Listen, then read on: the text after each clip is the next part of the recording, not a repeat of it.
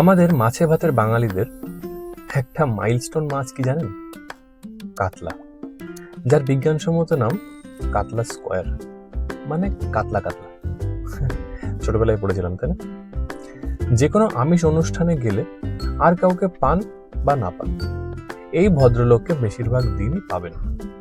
এনার আবার বিভিন্ন রূপ আছে, যেমন কাতলা কালিয়া, ভাপা কাতলা বা কাতলা মাছের মুড়িঘণ্ট, আর দ্য ফেমাস দই কাতলা, যেটা এখন আপনারা দেখছেন।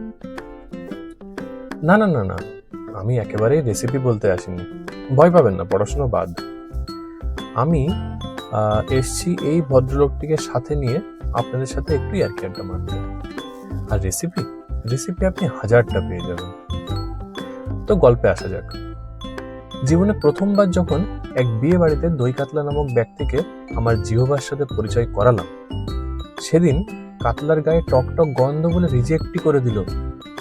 আর এখন দুজন প্রাণের বন্ধু, একেবারে লটর পটর অবস্থা। কি আর বলবো। যাই হোক, বন্ধুত্ব সারা জীবন থাকুক এই কামনা করি।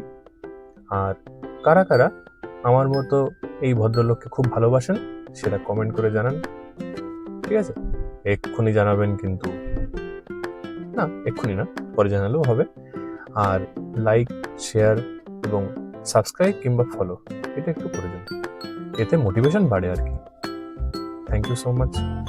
Stay tuned to my channel for this type of content. Thank you.